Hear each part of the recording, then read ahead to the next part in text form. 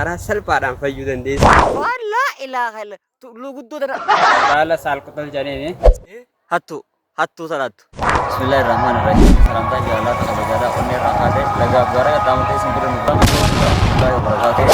Waan ajaa'iba qabanii Jiran wanni isaan jedhan dhugaadha. Sirri inni waan quba qaba. Viidiyoo haalaan barumsa guddaa qabdu takkaatu as bahutti jira. Kanet iduran beekina arkeen jira. argee jira. Nu faana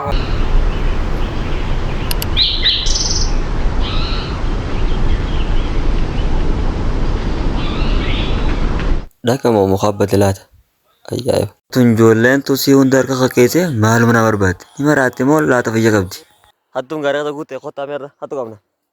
Boo maal barbaadu jirta? Hattuu salaattu. Maal asii goote? ammaan magaalaa dhufee baran. Magaalaa dhuftu gaarii abba qaba baay. Maali kun? Maal guurte? Maal guurte? As qabii mul'atee jire. Na bareedeetumaan abba tokko hotadheera. Tokko kun ni kafalta kas taanaan. Hayyama kamii dhuftee warra biyyaati. Oruu keessaan ol bee baram. Isani Keenye. Keessan ni jaata. Keessa fi leeba. darasaa dhaaran. Mee maaman. Mee kalooyitaan. Wata gormee. Mana Mana. Mana kaatanii deemanis. Abi hotu nu kasatti isaan qottu. Hotu. Hotu deemtaa qottu. Sakhun guuree lafa darbee deema qottu. Hinaafnee hin jedhumti irra. Hai. Kumfaani numa. Akkuma waan isaa seenne keessa ejja. Ifu bira roobni hin jiru tafirdiitti. Kunoo amma kaaba gee. Waanumatti jiru hin gaafadharra. Boo. Ati faallaa ilaaha illa tulluu guddoo dana. Natti toltee bat fuudhii jira. Atis battolte. Ati darsaadha. Darase. Damee takka taswaa kaatu murootiin haa jaa shari'aatti san keessatti isin. Maaf sentan horuu nama. Dabbareetti dhugata. Re'ee qabdan moorii dha isin gaala moo. Horuu nama kana dhuftanii qoongootti funaaftaniif. Taphaa mortii qita. Ba. Tokkochanaa fudhaa.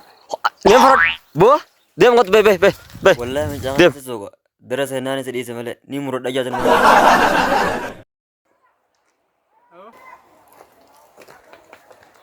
hanganuma fudhannee aanumma mootummaa galatooma. Deema.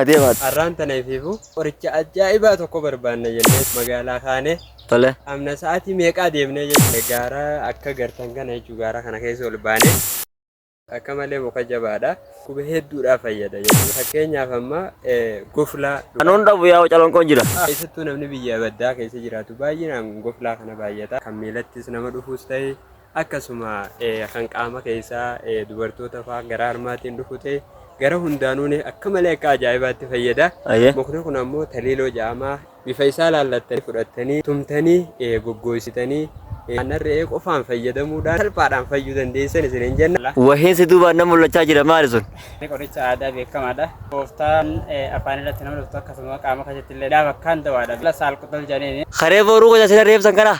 Astaghfirullah. Yaa mucaa tokko ni dhukkuba. Haadha mana tokko illee dhangeddaa harma tokko maal jette? Niin dhufa. Agaree booruu gosa illee sina ree. Jira kan dhiifamu naa godha. Dhugabalee tole duubee taa hin beeknu waan bu'aati bukuma keenya nullee callo. Dara seenaan ishee firaa dhiise malee. Mucaa xiqqoo malee isa kana fa'aa addaan kaa'u. Dhiifama gooneef. Akkas inshallah asumaanuu wannoon doktorri isa kana jabaadha waa irraa barachuun bareedaadha. Irraa fayyadama isin jenna inshallah. Assalaamu alaikum warahmatullahi wabarakatuh.